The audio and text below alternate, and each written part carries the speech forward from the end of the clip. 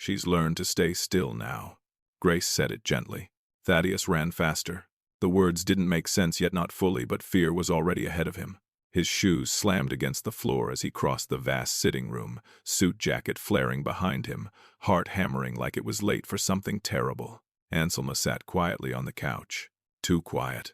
Grace's hand steadied the side of the little girl's head.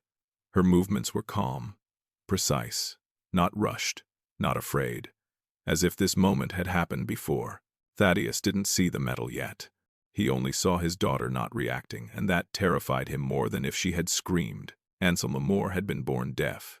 She could not hear danger coming. She could not cry the way other children did. And ever since her mother, Helena Moore, died giving birth to her, silence had become the way this house breathed. Doctors said Anselma was fragile. Servants said she was delicate. Thaddeus said nothing at all, and buried himself in money, boardrooms, and distance. Grace Daniel was the only one who ever sat beside the silence long enough to notice when it changed. And now, as Thaddeus closed the last steps between them, something was horribly wrong, because a child only learns to stay still when pain has taught her how. What had Anselma been enduring? Without sound, without protection, without a mother. Before we continue, please like, share, and subscribe, and tell us in the comments where you're watching from. Now, let's dive back into the story. A cold hush blanketed the nursery wing like fresh snow, untouched, soundless, unsettling. It had been a week since the specialists walked out of the Moore estate with their solemn nods and emotionless clipboards.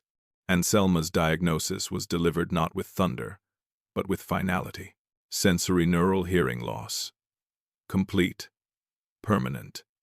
The words echoed through the grand halls, bouncing off portraits and chandeliers, and settling like dust in the corners of every conversation. Thaddeus Moore responded as he always had, with systems, schedules, and science. Charts appeared on the nursery walls, speech therapy regimens, sign language timetables, neuroplasticity research. He spoke more to experts than he did to his daughter. To him, the battle wasn't lost, just paused. But deep down, the stillness frightened him. The house, once filled with the murmurs of anticipation and coos of a newborn, had quieted in a more painful way. Not in grief, but in resignation. In that stillness, Grace found herself more aware. The way Anselma's eyes followed the movement of lips, without understanding. The way she would press her chubby palms tightly against her ears, hold, then release, again and again. A rhythm.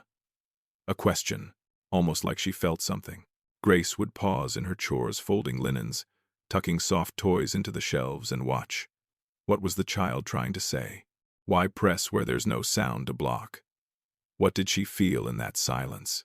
And always, as the evening deepened and her duties wound down, Grace whispered quiet prayers under her breath. She never expected answers. The estate was no cathedral, but perhaps heaven had long corridors too. Sometimes, God answers before the question is even finished. But the hallways of the Moore estate held more than echoes, they held memories. Especially in the nursery. The faint scent of Helena's perfume still lingered on the lace curtain. The rocking chair still creaked from nights she never finished. Grace had found the old journal under the bassinet last week, its pages pressed with dried lavender and a lullaby written in ink smudged by tears. The very chair Helena died in as life slipped into her child. Grief clung to Thaddeus like the shadow of his once smiling wife in family portraits, always there, never whole. He had built walls of logic, but Grace had learned that pain often escapes through the cracks, in silence, not sound. Still, every evening, Anselma sat near the window and pressed her ears. Once, twice, eyes wide, as if she was waiting for something, or someone. Some children suffer in silence, where no one thinks to listen. If stories like this matter to you, staying connected is one quiet way to care. Grace paused at the door, watching the little girl trace her fingers behind her ears once more. She tilted her head to the side, the way a child might when hearing a whisper they didn't understand but wanted to. But how could she hear anything? She couldn't, right? Why does Anselma keep pressing her ears? If she cannot hear, The hum of the dishwasher echoed through the kitchen hallway, a lonely rhythm in a house where no one spoke unless necessary. Grace dried her hands on a threadbare cloth and moved quietly through the dim corridor toward the servants' quarters. Most of the estate had settled into stillness, but Grace's mind had not. She couldn't stop thinking about Anselma. The way the girl sat so still during bath time, the way she pressed her ears, not randomly but rhythmically, intentionally. It wasn't noise she reacted to, it was sensation. Grace had grown up in a world far from this polished estate, a rented two-room apartment above a corner bodega in Harlem, the kind of place where you didn't always get to see a doctor, where ear infections were soothed with warm cloths and whispered prayers instead of prescriptions. Her younger brother had nearly gone deaf until Grace noticed how he tilted his head, winced when chewing, and touched the side of his face in his sleep. The signs were subtle, easy to miss, unless you knew what to look for. The doctors at the Moore estate hadn't noticed. Maybe they weren't trained to see through poverty's lens. Maybe they had simply seen what they expected, a deaf child, from a medical chart. But Grace saw more. That night, as steam rose gently from the bathwater, she sat beside Anselma in the tiled bathroom. She didn't make a fuss, didn't alert anyone, just washed the little girl's hair gently, humming to herself, even though she knew the child couldn't hear. And then, slowly, as she rinsed, she noticed it, a slight delay in Anselma's blink when warm water passed her left ear, a tightening of her little hand on the porcelain edge of the tub. Barely perceptible, but it was there. Grace leaned in, her heart suddenly thudding. She gently tilted Anselma's head and used the corner of a washcloth to lightly wipe near the ear canal. That's when she felt it, just for a moment, a soft resistance, like something deep inside. Not wax, not water. Something else. She didn't react aloud, just breathed. She knew that feeling. She remembered it from long ago, her brother, squirming, crying, doctors dismissing, until one night, their grandmother had pressed warm olive oil to his ear, and something had shifted. Days later, he heard again. She wrapped Anselma in a towel, her mind racing. Why hadn't anyone checked deeper? God often reveals truth to the ones the world overlooks. Downstairs, Thaddeus sat alone in his study, the glow of a monitor reflecting off his untouched glass of scotch. He buried himself in research papers, statistics, consultations from clinics in Zurich, in Boston. He wanted to fix his daughter, but what he couldn't do was see her. Upstairs, Grace laid Anselma gently in her crib, then sat on the edge of the bed in her own tiny room. Her fingers still tingled from that subtle resistance in the child's ear. She had to be sure. She couldn't be wrong. Some truths hide in silence. But sometimes, someone finally listens. Stay with us, some stories wait years to be heard. What did Grace feel inside the child's ear? The white walls of the ENT clinic at New York Presbyterian seemed to stretch forever, sterile and silent. Grace sat stiffly in the corner of the exam room, her maid uniform pressed but out of place among the doctor's coats and polished loafers. Dr. Redgrave adjusted his glasses, tapping on Anselma's chart without looking up. We've already conducted high-frequency tympanometry and distortion product otoacoustic emissions. The child is profoundly deaf. There's no obstruction. Grace shifted, unsure if she had the right to speak, but the memory of what she'd felt was stronger than her fear. Sir, she began softly, I just thought maybe, if someone looked again. I felt something inside her ear the other night. It didn't seem like wax, more like pressure. Like something was. Dr. Redgrave cut her off with a thin smile. Miss, with respect, unless you have medical training, it's best not to confuse tactile sensations with medical diagnoses. Thaddeus stood across the room, arms folded, jaw tight. He hadn't made eye contact with Grace all day. Instead, he nodded toward the doctor. We've had second and third opinions. Let's not waste time with guesswork. The word guesswork stung more than it should have. But Grace said nothing. As they left the clinic, Thaddeus walked a few paces ahead. In the car, silence filled the space between them. Just before they turned up the long driveway to the estate, he finally spoke. "I appreciate your concern," he said flatly. "But Anselma's care needs to remain with the professionals.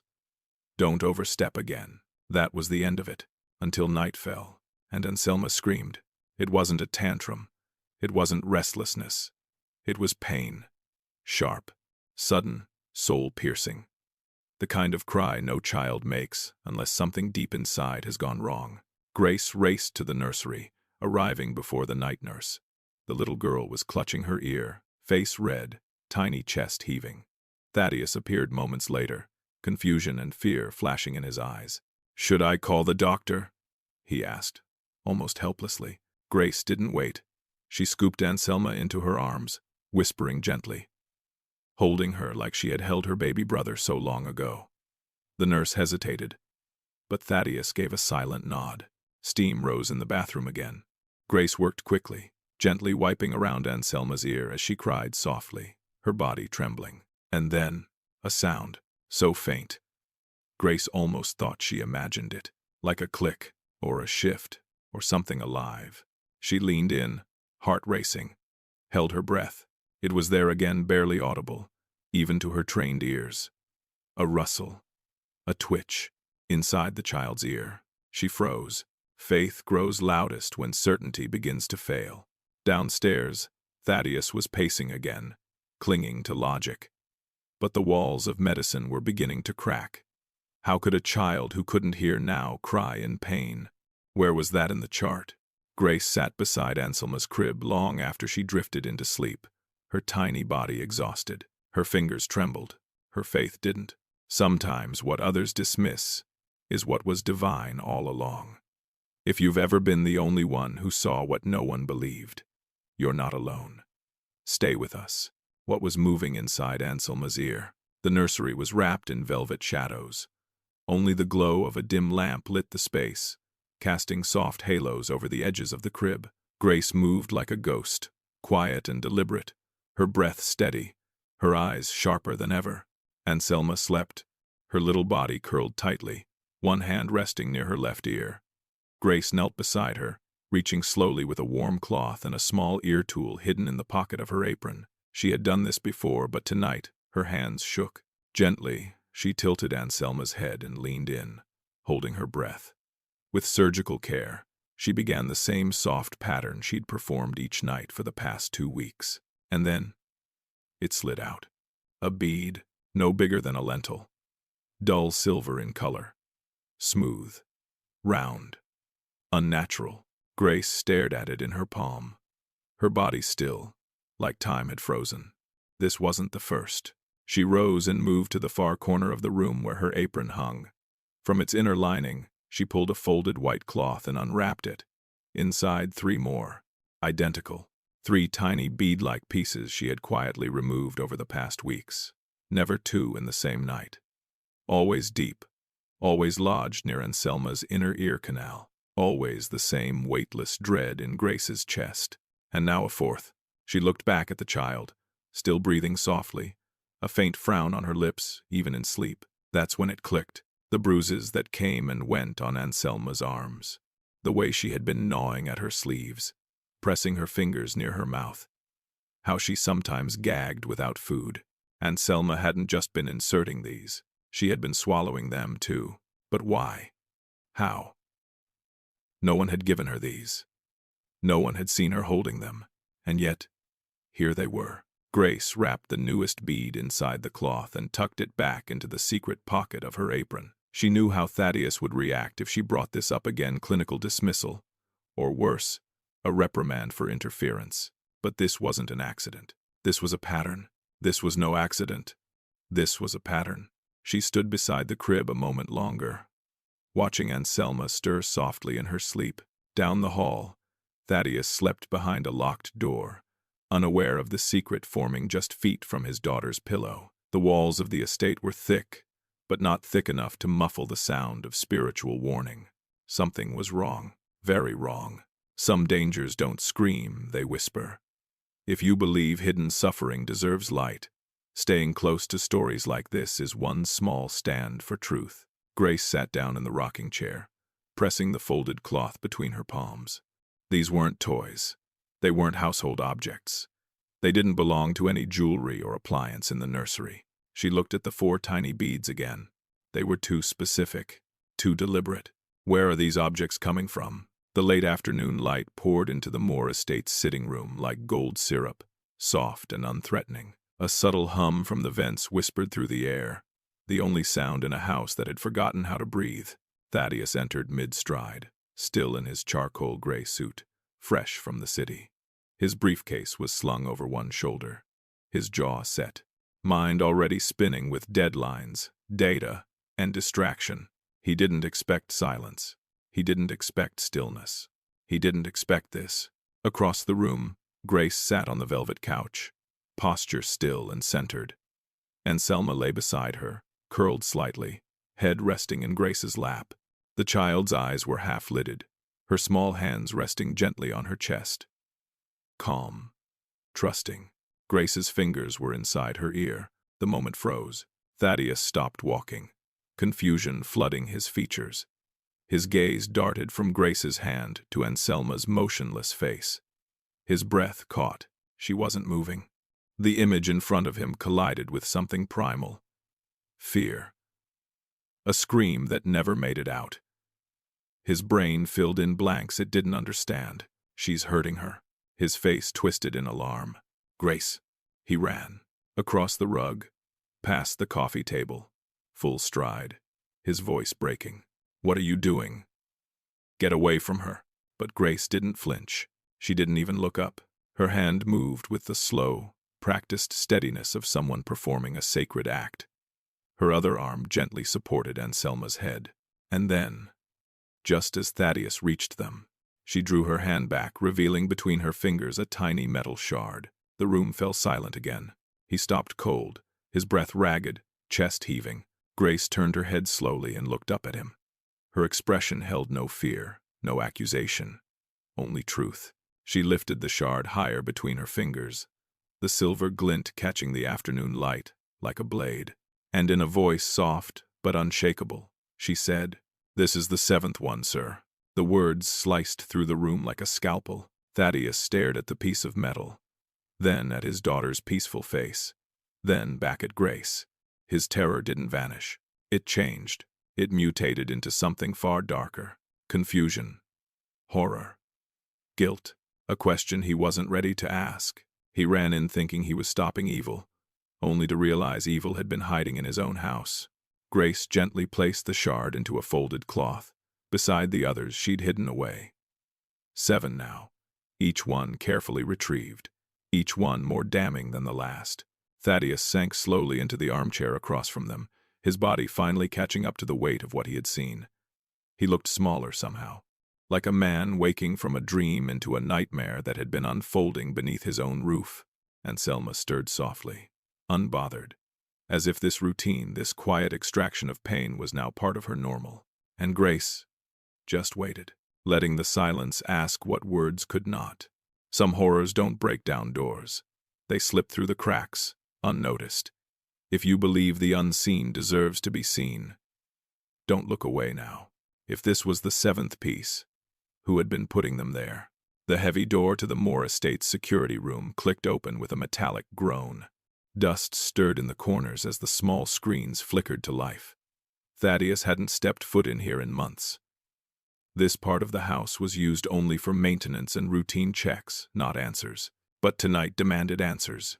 Grace stood beside him, silent. He tapped through footage from the past 3 weeks' nursery, sitting room, hallway cams, every angle of Anselma's routines. The timestamps moved forward like falling dominoes, night after night. Her crib, her bath, her playtime. Nothing. No intruders. No unknown figures. No strange hands near her ears. Not even the night staff acting out of line. Only one constant. Anselma's quiet presence. And Grace's care. It made no sense. 7 pieces, but no visible source. Then Grace leaned forward, pointing to the footage from 3 weeks prior. "There," she said, nodding toward the living room. A visiting therapist, one of Thaddeus's many specialists, sat on the rug with Anselma, smiling, animated, holding up a small toy, a palm-sized sensory device designed for fine motor development, shaped like a flower with soft beads embedded along its edge. Harmless, or so it seemed. Grace's eyes narrowed. That one. That's when she started touching her ears more often. Thaddeus paused the footage. He remembered that day. The therapist had left detailed notes. Everything had been logged, signed off. The toy had been given to them as a gift from the practice. He pulled out his phone and began searching. It took less than 5 minutes. The toy had been recalled, quietly, 3 months ago, due to internal component dislodgement, causing a risk of ingestion and insertion injury. A full product safety report had been issued to distributors. But the practice that provided it had never passed the warning along. His name, Thaddeus Moore, was not on the notification list. The form had been marked undeliverable. The horror bloomed like a stain in his chest. No break-in, no monster under the bed. The danger had come in through the front door, wearing a name tag and a smile. Evil doesn't always break in, sometimes it is invited. In a quiet office across town, a medical supply coordinator sat beneath fluorescent lights, sipping stale coffee. Her inbox overflowed with unopened alerts, flagged recalls, outdated mailing lists. She would never know that one of those overlooked emails nearly changed a child's life forever. She would never see Anselma's face, or the beads removed with trembling fingers, or the father now folding into himself beneath the weight of what had been missed. Because some negligence doesn't look like cruelty, but it is. Back at the estate, Thaddeus sat back in the chair, his face pale. The guilt pressed heavy against his ribcage. "How many more were there?" he asked, voice breaking. Grace opened her palm again. 7 that I found." He looked at her, tears barely held back. Was she ever deaf at all? Grace didn't answer, because the question wasn't hers to answer anymore. Not all tragedies make headlines. Some happen in perfect homes, behind quiet doors, while everyone's watching the wrong thing. If this story reaches you, don't let go now. Was Anselma's deafness ever permanent? The surgical lights hummed above the glass observation panel. Thaddeus stood frozen, hands clenched, eyes locked on the narrow window as masked figures moved around the small operating table. Grace stood slightly behind him, her face calm but unreadable, hands folded tightly in front of her. It wasn't a long procedure, but time had never moved slower. Both ears. That was the surgeon's report. The imaging had confirmed complete bilateral obstruction, foreign objects, embedded deep enough to confuse even advanced diagnostics. The toys had done more damage than anyone imagined. But now they were clearing it, one piece at a time.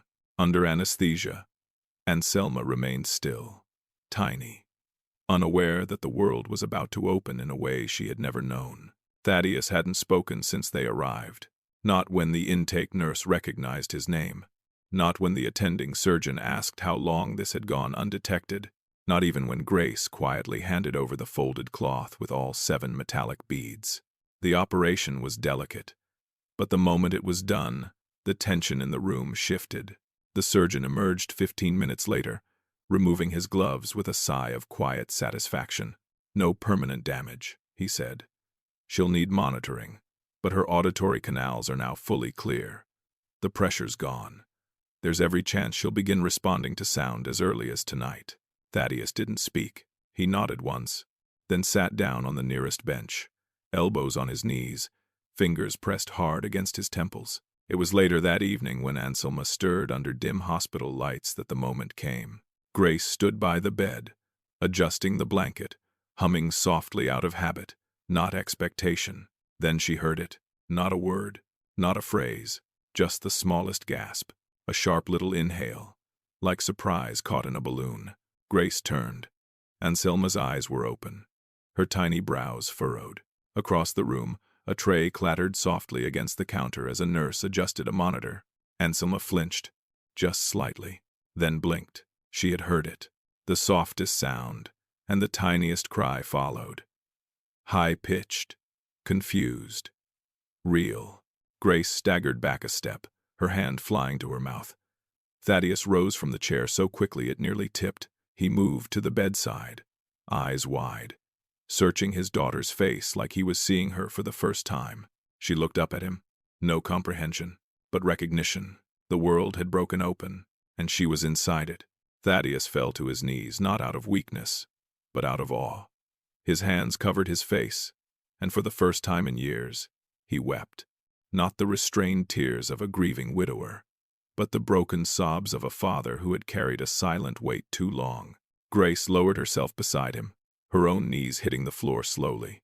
She didn't cry. Not then. She just whispered a single line under her breath. This wasn't chance. This was grace. There were no camera flashes, no doctors announcing miracles. Just a child, flinching at sound, and two adults, one shattered, one steady, watching something impossible unfold like a prayer answered in real time. Not every miracle comes loud. Some arrive in a whisper, and some in the sound a child hears for the very first time. If you've stayed this long, it means you're still listening. And that alone is grace. The garden was in full bloom. Late afternoon sunlight filtered through the trees, warming the stone path that twisted through lavender, peonies, and a fresh line of white roses. At the far end, under a soft linen canopy, Anselma sat cross-legged on a blanket, holding a stuffed animal in one hand and a picture book in the other.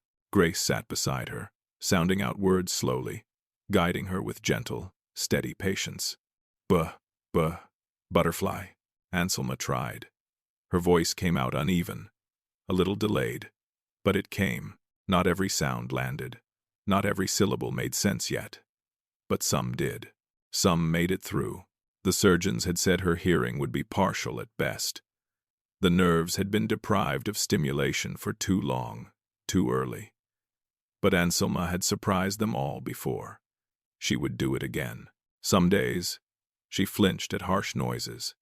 Some days, she seemed to drift into silence, choosing the stillness over the strain. But she was trying. She was reaching. She was becoming, and that was enough. Thaddeus stood on the upper balcony, watching them from above his daughter and the maid who had become something closer to Savior. He no longer called specialists without asking Grace first. He no longer trusted credentials without remembering what trust had cost him. 2 weeks earlier, he had launched the Helena Initiative, a private medical foundation aimed at uncovering neglected product recalls and overlooked child safety risks. It was already uncovering more cases, quiet tragedies, quiet families. But when he had offered Grace a payout private compensation, new housing, a full education, she had only shaken her head. "I don't want to leave," she said. "Not yet. She still needs someone who listens." He'd said nothing, just nodded, overwhelmed by the quiet nobility of the request. Today was a private service, just family and staff in the garden Helena had once dreamed of restoring. A white bench with her name carved softly into the back now stood under the willow tree. Anselma placed a flower beside it. She didn't understand the words spoken, but somehow she understood the moment. Thaddeus held a candle, unlit. Grace placed her hand over his and whispered, "She would be proud of you." He didn't answer, but he lit the candle anyway. God did not give back everything that was lost, but he gave back enough to begin again. Birds chirped softly in the distance. Anselma giggled at a butterfly that landed near her hand. Grace smiled and mouthed the word again. Butterfly. The child repeated it, not perfect, but close enough to count. The world would never be fully whole, but it would be enough. Some miracles arrive quietly, and some wounds never fully close, but remembering stories like this keeps invisible children seen.